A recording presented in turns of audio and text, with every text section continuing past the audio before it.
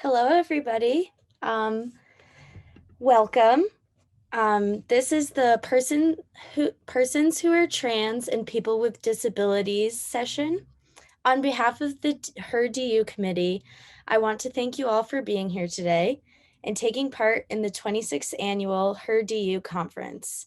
My name is Shay Lineberry, and I serve on the marketing committee for HER-DU, and I'm honored to be here with you all today. I'd also like to introduce our conference volunteers, Elizabeth, Diana, and Ariana, and our video service member, Vincent. We will all be on this Zoom session. Should anything come up related to tech, any general questions about the conference, or whatever else is on your mind, and we will be here to help. For any questions that we receive, we're going to be using a strategy called progressive stacking, a technique intended to give marginalized voices a chance to speak, particularly in an environment when there is a dominant group present, which means that if you choose to self-identify as belonging to a marginalized racial or ethnic group, and you'd like to ask a question or make a comment in the chat, you can choose to include an asterisk at the start of your question, and the chat moderator who is compiling all of the questions will be able to prioritize those with the asterisk. You aren't required to self-identify, as it's just an option, and we will do our best to get all of the questions as they come. Now, let me introduce you to our presenter today, Hollis Lyman. Take it away. Thank you, Shay. Hi, everyone. Thank you guys so much for being here.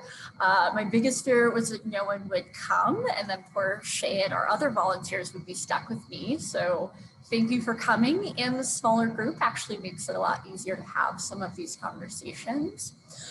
So first thing, my slides are available at the link in the chat, in case it's easier for you to engage listening to me now and look at slides later, or if you're interested and you want to look at some of those resources or research, or you want to use those slides yourself, you're very welcome to.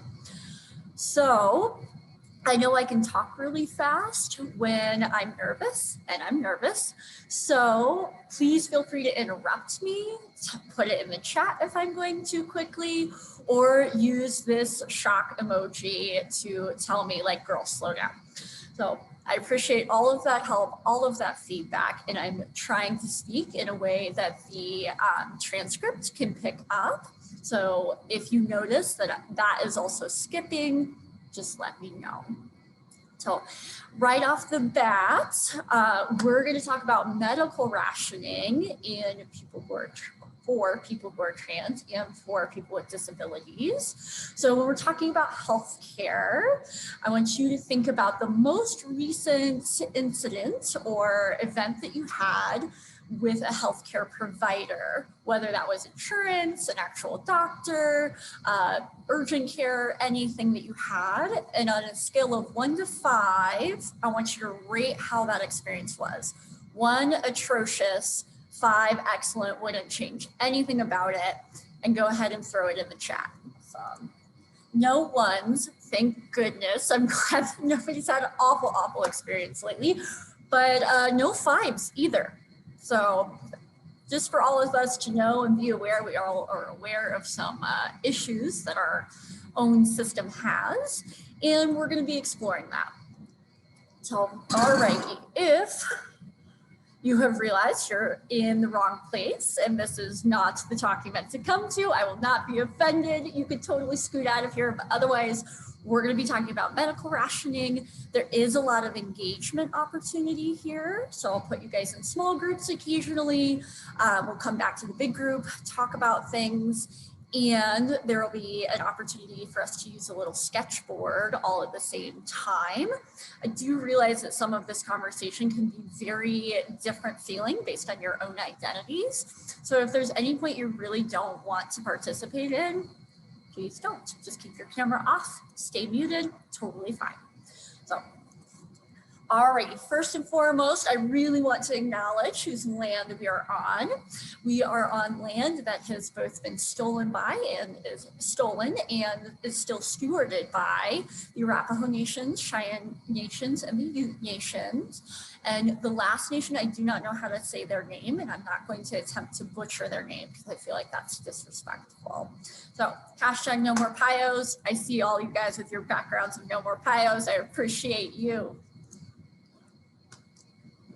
All right, I also am going to be presenting a lot of research, and I think we take a lot of research as if it's fact, but I do want to acknowledge that our research has a lot of weird participants.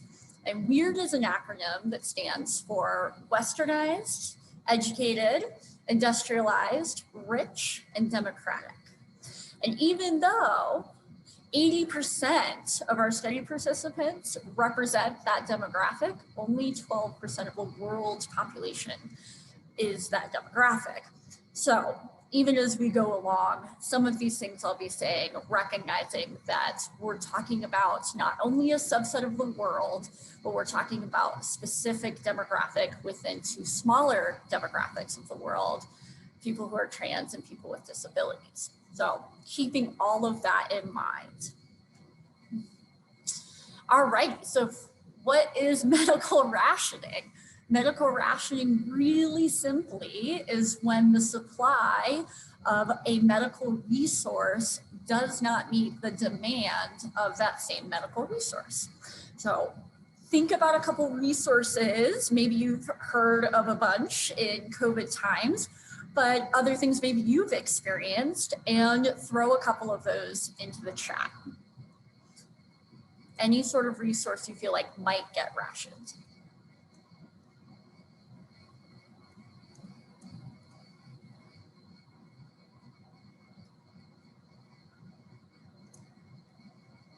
Insulin, emergency rooms, asthma inhalers, medicine in general, skilled nursing care. Yes, our actual people resources. Perfect. Oops, see a couple more, sorry. Elder care, absolutely, PPE.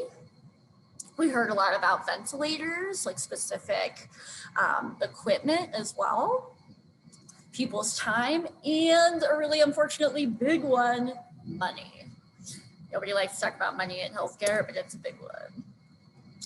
So this is a quote from an actual policy written in 2018, and it was a proposal from a big medical advisory group. And they wrote that the allocation decisions that would be needed to choose one patient over another for relief from suffering due to a lack of analgesics, which are pain medications, are not fathomable. That is a really helpful policy. Thank you so much for your guidance and direction. And this is part of our problem. Nobody really wants to talk about or guide medical rationing. And when they do, that medical rationing policy and guidelines tend to be very ableist, tend to be cis-het norm. And that disproportionately, of course, affects the populations we're talking about. But those are even the minority of groups that are attempting to advise policy. In 2020, of course, we had a plethora of policies come through, but this is seriously a policy written in 2018 before we thought we really were going to have to address medical rationing in the United States anyhow. So who is actually making these rationing decisions? So these superhero nurses are 55% of nurse directors versus just 3% of physician directors said that they had heavy involvement in budgetary decisions when it comes to medical rationing and larger financial decisions. So this burden is squarely placed on very specific people. And that is also part of our problem, right? People not only have biases, but with people not having a policy to guide them, everybody is faced with an individual making a decision about them, usually in a very quick moment, based on what that nurse, in this case, has knowledge of, and not just knowledge medically, knowledge of what's available in their hospital, what's available in other hospitals, the likelihood of your survival rates, all of your comorbid conditions, your medical history, and they've got 15 minutes with you maybe to make that decision. So these decision makers are saying a couple conflicting things. So the majority are perceiving that rationing really happens rarely, less than 25% of the time, and only 6% of nurses, 5% of doctors said that cost constraints significantly affect healthcare. I can already say I think that's outrageous, and I think some of us might agree here, just knowing how our insurance system works. But they're also saying some conflicting things. So they're saying 46% of the time, people are sometimes, 46% of respondents were saying that sometimes or frequently patients are receiving too much care. But only 60% were able to vouch that they were able to give every beneficial therapy without regard to cost. So if they're telling us both that cost is not impacting care, and that some people are getting too much care, what is happening to the other group who's not getting care if it's not about cost? All right, so this is an actual example of how some of these decisions are made. This is a resource card out of one of the Colorado stipulations, even though it was, I believe, brought from the Minnesota healthcare. You can see that it's really kind of a simplistic triage tree, as they call it here. Like, is this person dying? Yes. Okay. Palliative care, bro. I don't know what to do. No. Like, how's your prognosis? Are we able to give you care that's going to improve your condition? So some of these are really simplistic in a lot of ways. And you can see I've highlighted up here that like they were considering large days, weeks of triage need during pandemics when they wrote this. So, but it doesn't give you any specific guidelines, right? There's no guidelines on what the prognosis looks like, any of those things. So they do have some more specific ones. This is a scoring sheet that someone would also use to help them evaluate whether or not someone receives certain amounts of care. And this one is a really good example of ableism that lives in our healthcare system. So our point system is here at the top. More points is bad. We don't want more points. And then you total your score. The less of your score means the higher likelihood you have to survive or a higher quality of life, which we'll talk about in a little bit. And just a piece I wanted to look at is not only is ageism really heavily present in here, but we can see a little bit of our chronic disease ableism here. So the Glasgow Coma Scale is a really simple scale looking at someone's response rate if they are in a coma.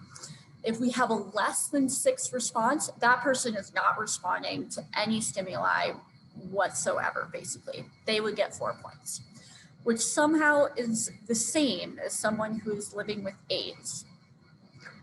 Whether or not they're medicated, whether or not they've been living with AIDS for 20 years, they are evaluated the same as someone who is literally unconscious and unresponsive to the world. That's a really good view of how a lot of people feel about people with chronic conditions or disabilities. So some of the criteria beyond the ones that we just saw are the prognosis, how someone's going to do, futility of treatment. I could give you this treatment, but is it actually going to make you better? Ageism is definitely in there, both prioritizing our younger folks and ignoring our elder folks. So status in the community is not something that would probably be written down, but we've all seen this happen when, say, a notable celebrity or a politician gets sick and they get care immediately. Someone's ability to pay. really impacts their ability to access care. Not just having insurance, that can be great, but if you have insurance and you're on Medicaid versus you're on Kaiser or Cigna or are able to pay out of pocket, really influences a hospital's decision on whether or not to give you an expensive therapy. 3 pillars of all medical work is justice, benevolence, and non-maleficence, which is the do no harm model right there. And so that's really supposed to be the guiding light, but is of course up to the person who's looking at the do no harm. And then quality of life is something we are going to talk about and we are going to explore more deeply. So this is sort of our discussion time, and we're actually going to do this cool little sketch thing. So it's called Sketch Together. I'll post this link in just a second, but I want you guys to see how it works. So here, if you're super artistic, you can draw. If you are less artistic, like myself, you could add a file. You can actually add in pictures here. And then, I gotta scoot you guys over. These little dots here, you could just add wording if that's easier for you, type it in here. So when we're thinking about quality of life, I would like to know what you think quality of life means. Like, what are tangible, measurable things that equal quality of life to you personally, to your family, to your friends, to your community? So I'm going to throw this in the chat and give you guys about 2 to 3 minutes. We'll see how everybody's coming along. Let's see if I can erase my sketch. Let me know if you guys have trouble accessing.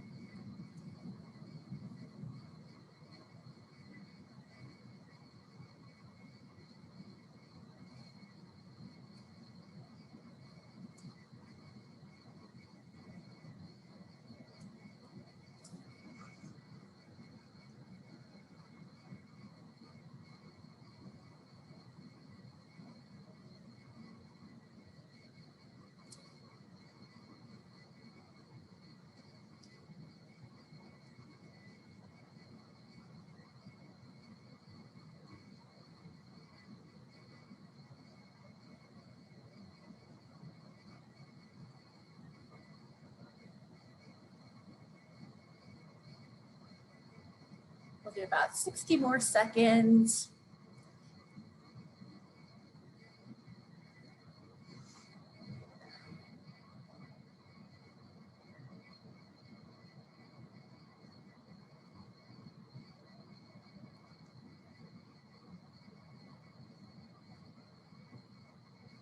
Ooh, I already like the beach picture and the park picture. Perfect. Thank you guys so much for participating. Is there anybody who wants to expand on something they said or a picture that they posted here?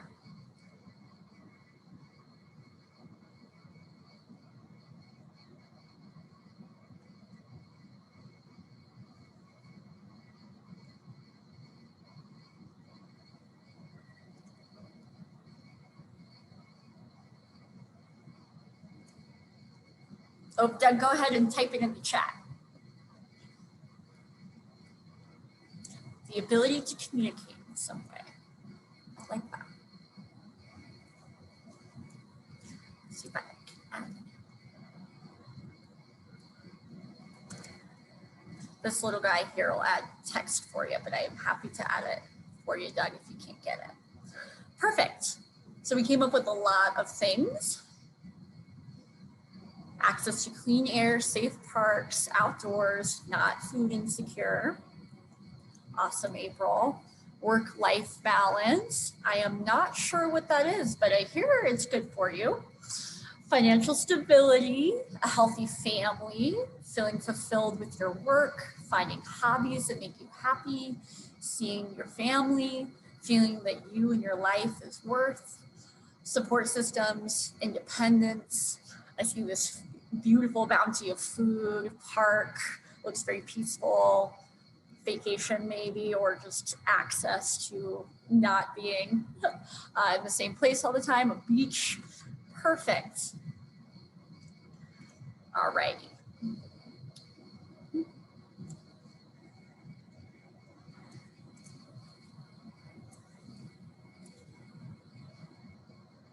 All right, we'll be here just briefly, but so quality of life is actually a measure that was developed by J.C. Flanagan in 1978.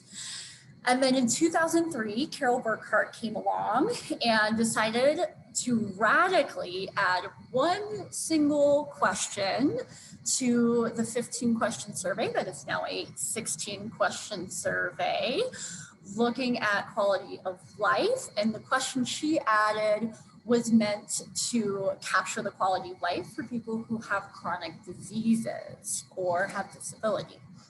So we're gonna look at that scale. Oh man, the Zoom thing does that. All right, can you guys see the scale? Thumbs up, perfect. So a lot of the things we covered, right? Material comforts, home, food, conveniences, financial security, someone said that, health, physically fit, vigorous, relationships, having and rearing children, close relationships, close friends, blah, blah, blah. Really interesting that we were able to capture a lot of this, and we can already see where this isn't going to work out for people who are maybe not in our gender binary or choose not to have some of these things or are unable to have some of these things, right? It's really difficult to have secure financial security if you are discriminated against and cannot get a job. Being physically fit and vigorous is a description that doesn't really capture everyone's abilities in health, right? So personal interpretation comes in a lot. Luckily, this is on a scale of how pleased you are with those things. So that does give us some wiggle room. But we know that relationships with parents and family members for folks who are trans can be really difficult. Statistically, having and rearing children may not be an option for some people who have disabilities, may not be an option for some people who have transitions. Same thing with close friends, close relationships. Those can be difficult with different identities. And this one radical question that they added down here was about independence and doing for yourself. That's the radical question that they added in for people who have disabilities. But again, this measure in itself is a little ableist, is cishet normed for sure, and leaves a lot of people out. And really, unfortunately, this exact scale has been used in the past to evaluate someone's quality of life and their worth as a person, and has actually impacted their ability to get medical care. That's the bigger problem. All right, before I run away with the rest of my presentation, we'll have another chance to chat. Does anyone have any questions or anything that they want to say? This is a great time. Oh, Doug, I love that, music participation.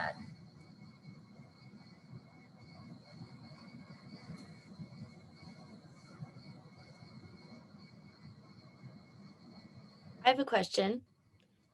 I was curious whether the criteria we were just seeing, or the survey, was that the one from 1978, or sorry, or is that the updated one? It's both. So the only thing that changed in 2003 is that 16th question got added. So it's really the same scale plus one thing. Great question. It looks like it's all from 1978 because it is. Alrighty, we're going to talk about specifically trans folks and healthcare pre-pandemic. These, again, are some of those numbers that are probably representing the weird respondents to research. So please be mindful of that. So 29% of trans folks reported that a doctor refused to see them because of their actual or perceived gender identity. So we see discrimination really actively in this community, even in our healthcare settings. And then from those folks who actually got in to see the doctor, 29% said they experienced unwanted physical contact, and that included things like sexual assault, rape. Of those people, only 13% do not have access to health insurance. I bet that is a radically different number right now with our pandemic going on. So, and of those folks who do have insurance, most of them do not cover gender affirming care anyway. Specifically, Black trans folks, non-conforming trans folks, face higher health disparities and discrimination.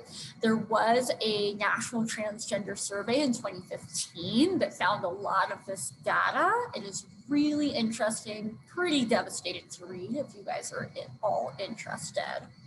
So these are some ouches for our healthcare.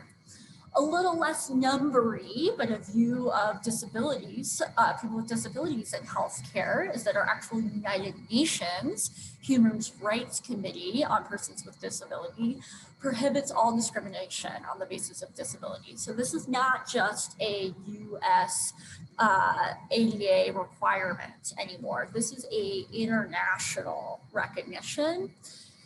And yet in 2016, someone in their research used this really awful language.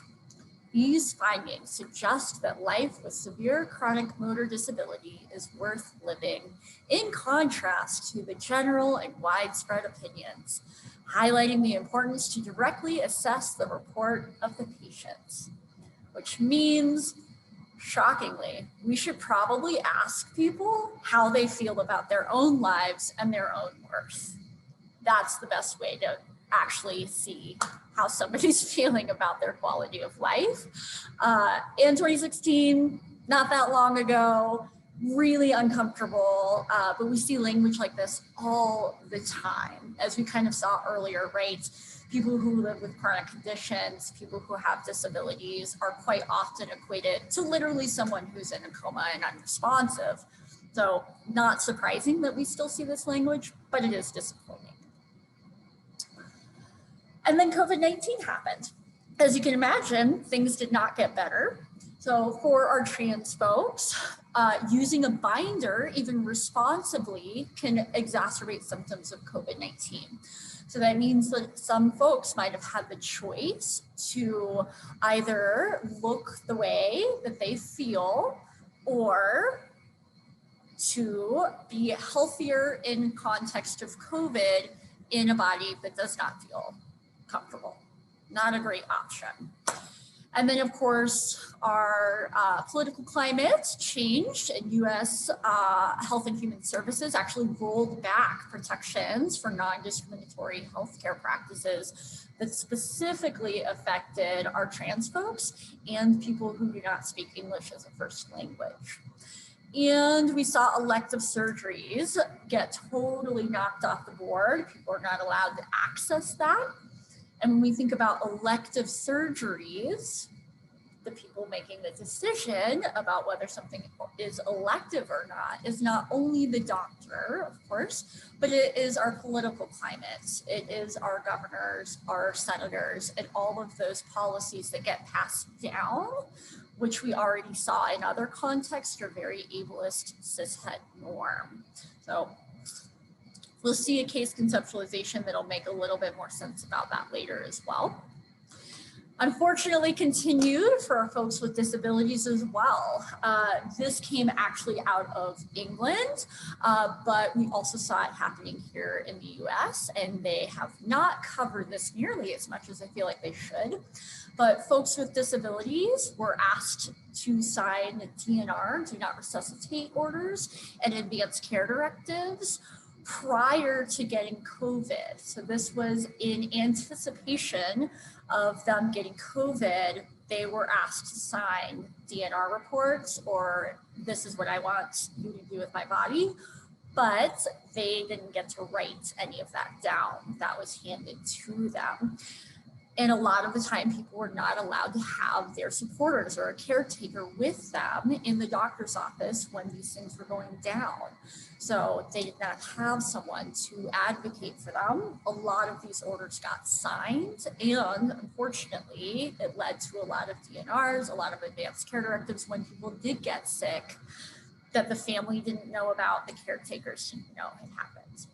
So Kansas and New York City specifically had protocols that endorsed removing ventilators from people who use them already for a chronic condition that they got judged lower priority than COVID, which is really difficult decision to make no matter what the conditions are around that. But imagine being a long-term ventilator user and a pandemic happens and someone takes your ventilator from you. So, and we kind of touched on this ability to bring a caretaker or supporter to the doctor was not allowed for a long time, and that disproportionately affects our folks who have disabilities. So that has been changed. That's been changed really in the last like 5 months for most states. Thank goodness. All right, so this is the big fun part. We are going to act as the distributive justice committee. And a distributive justice model looks at the fair allocation of all of our resources. We're trying to maximize the benefit for the largest number of people. It requires that patients are treated equally without discrimination, and there to be an overarching equality of access to finite health resources. I have to recognize right here off the bat, this is not an easy job. For most medical facilities, they have an ethics committee, and that ethics committee is built up of all sorts of people. You have legal teams, you have specialized doctors, but you also have a lot of community members who weigh in on these things. So I want you to bring in your own personal identities here, and that'll make our lives a little bit easier when we're talking about how we distribute justice. So I'm going to stop sharing, figure out how to get our case conceptualizations to you all. So I was going to do breakout rooms, but we're actually such a small group. Is everybody okay if we just hang out in our room together? Thumbs up, Shay says thumbs up. April, perfect. Okay, then I'll share my screen. It'll make our lives a little easier on that end too. All right, so we're going to talk about Sarah McSweeney, and I am not going to read this to you because nobody needs that, but I am going to give you 2 to 3 minutes to just read through this, and then we'll come back together and we'll talk about it. We're specifically thinking about what is quality of life and how will we evaluate this in a clinically meaningful way for Sarah and her caregivers. So take a couple minutes and read through. Right. If you guys are done reading, you have the option to either just speak out loud, that's totally fine, hop into the chat, whatever feels best to you. But what are your initial reactions?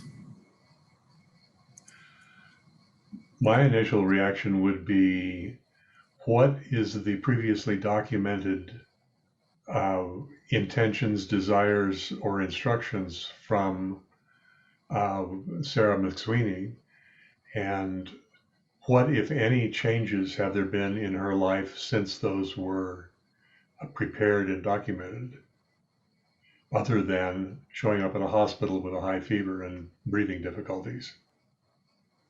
I love that, Doug. That's such a good point, right? If we had some previous direction around her care, and maybe it was written 20 years ago, that might be difficult to work with. But if it was written just 5 years ago, that could give us some really good guidance about what she wants for herself. If using walk is one of the criteria, that leaves out a huge number of people. Yeah, absolutely, Deborah. And the unfortunate question here is if she were able to walk, would her medical care have been different? And is that a valid measure of quality of life or health in this case, in anyone's case?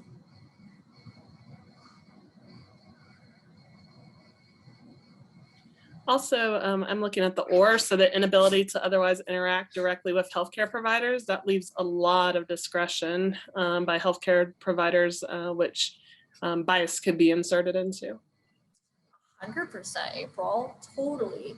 And this is not abnormal. I think about not just people who may be on a spectrum of autism and social interaction can be difficult, but people who don't trust our medical care system and choose not to directly interact in a meaningful way or communicate in a meaningful way with our doctors, or don't speak English as their first language. How is that getting evaluated?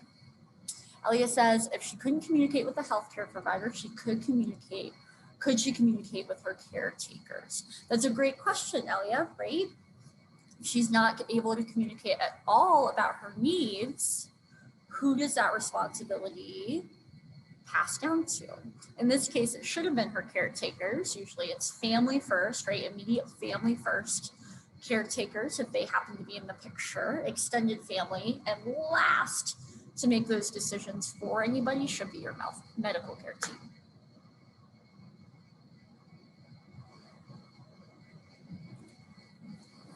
All right, I've got another one for you. I do want to recognize that some of these are pretty uncomfortable stories. And if you need to take a break, go ahead and scoot out, come back, whatever feels best for you. And is communication a reflection of the staff's abilities or the patient's? Doug, love it. Such a good question, right? Communication is a two-way street, right? And if you're in crunch time, as Shay suggested, really hard to make those decisions, really hard to give someone else enough time to communicate with you if they do not communicate in a neurotypical way. All right, we are also going to look at Michael Hickson's story. So this one, I've got a little scroll down, so we'll start here. Go ahead and take about 2 to 3 minutes, and then I'll scroll down just a little bit.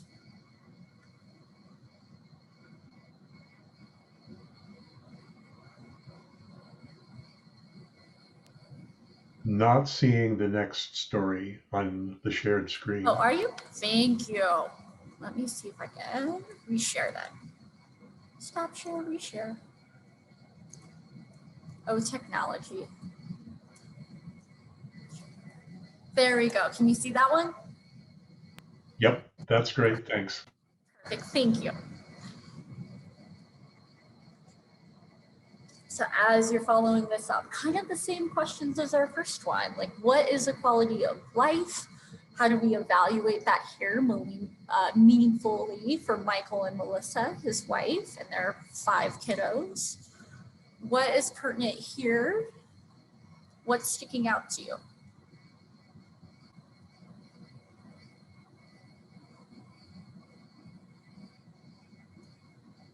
Just also your partner of 18 years can't determine your quality of life. Somebody that you've been with for so long and knows your actual quality of life doesn't have any decision-making role. Yeah, and we should, right? Legally, we should, but we can see this often ends up in weird pressure or circumventing around someone's actual desires. One of the things that sticks out to me in this one is that not only his medical treatment was discontinued, but so is hydration and nutrition for 6 days. It's a really long time. Even when we're considering palliative care, they didn't give him that option where we could have used medication to help this person pass if we thought that that was going to be a part of his end life journey. If he's already on that way, there are so many other options besides literally starving and dehydrating someone to death.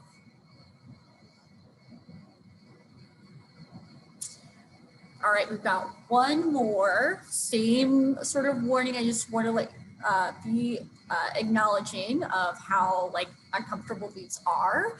This is our last one, so if you want to pop out for 5 minutes and come right back to the end, you're welcome to do so. But this is Brooklyn's story, and I'll let you read through. So this sort of brings us back to that medically necessary comment I made earlier, and how a lot of like medically necessary surgeries were approved and elective surgeries were not, or medically necessary treatment and elective treatment was not. And that really comes down to the decision maker, who is not the person receiving those things, of course. But in a case like this, for Brooklyn, we can really see when we're considering what is medically necessary, that even delaying someone's ability to live in a way that fits their identity can be fatal. Suicide rates for people who are trans are really high. Anything coming up for you guys? Anything that sticks out to you? I think about in our pandemic times, if somebody had started their transitioning and made all of their plans, all their surgery plans, and were told that they had to be on hold, and not only did their body have to adjust to being on hormones for a different amount of time than they thought they would, if they got to stay on hormones, they also didn't get to go through with things that they'd already had planned out that were affirming for their identity, and how devastating that could be. Not just physically, obviously, but we can see psychologically here as well. All right, we're gonna pop back. Anything before we move on and kind of wrap up? All right, so this was our activity. We went through examples. Hopefully you brought you as part of the community to represent. And if you all as a team had to work to make medical decisions for someone else and justify your decision criteria, do you feel like you could? With just the small amount of information that I gave you. You guys can throw yes or no in the chat, or maybe, does anybody feel really competent? They could totally make a decision criteria that they feel competent would address everybody's quality of life and needs for medical care. I don't hear any resounding yeses, so I'm going to take that as probably not, which is totally fair. And that's something I really want to highlight here. I'm not trying to demonize doctors or nurses. They are freaking heroes. I am trying to say our system does not work as is, especially when we're considering pandemics or other crises that happen, and that they need support. They need guidance through policy.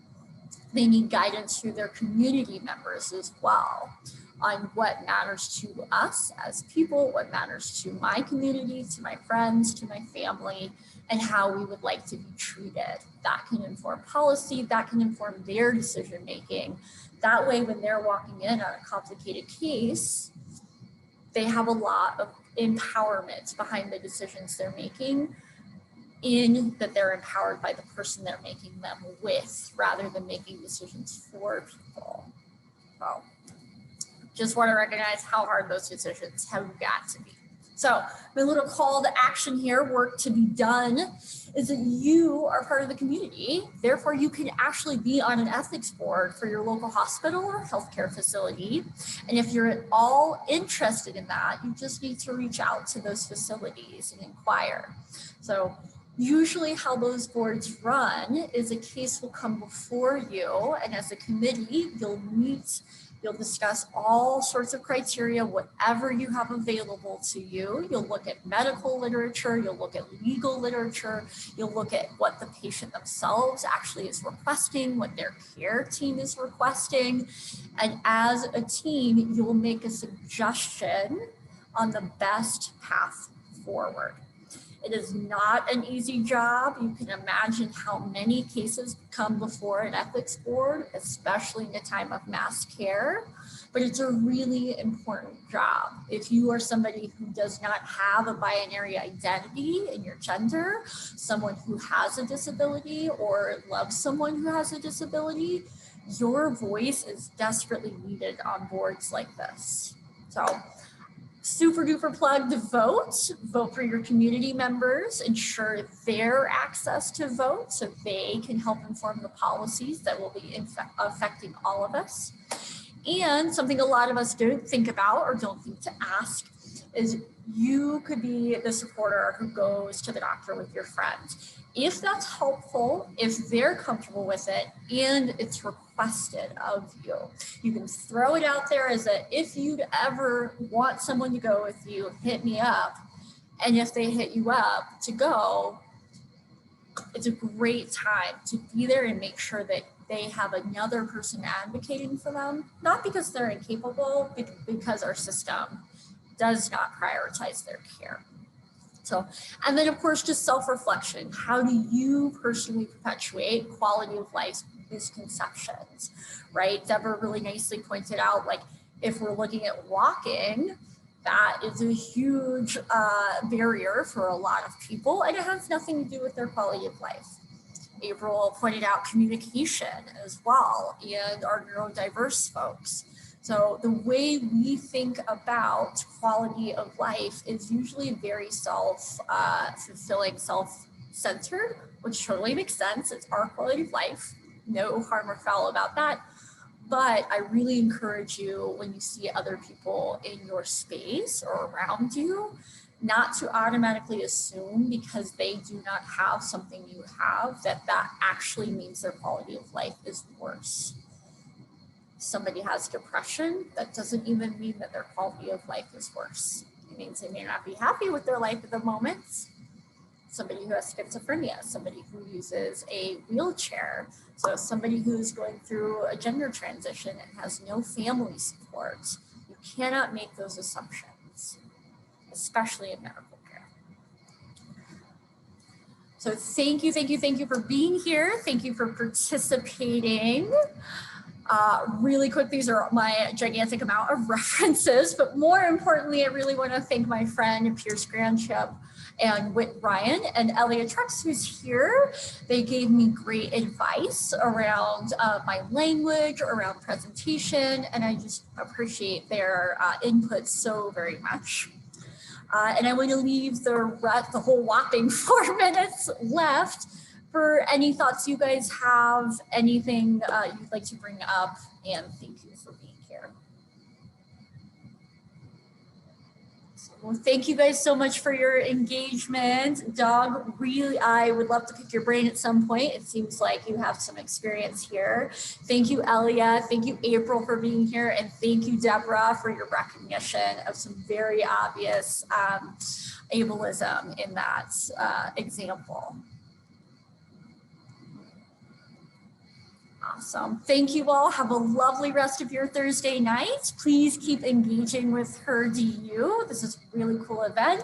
It's the most supported I've ever been as a speaker, and that's really exciting to have. So thank you again.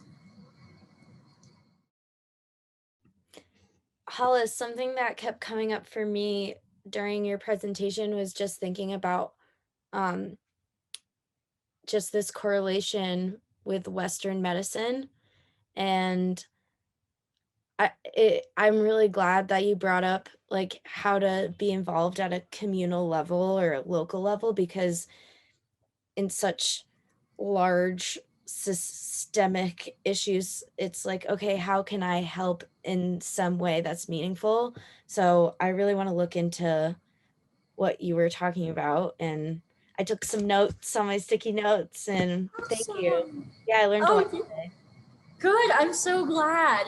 It feels like such a huge, overwhelming topic, right, to ever talk about discrimination or stigma or bias or any of those pieces.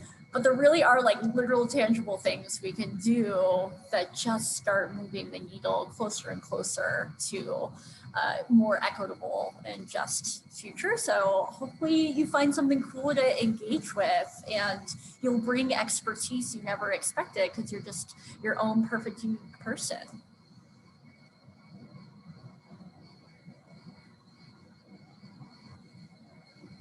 Thanks for coming, April. I forgot to thank Jax. I should thank Jax. April has a wonderful mascot dog. So thank Jax for being here too. And thank you for all my volunteers. Thank you, Vincent. Thank you, Shay. Like, really, this was very well supported. Thank you, guys.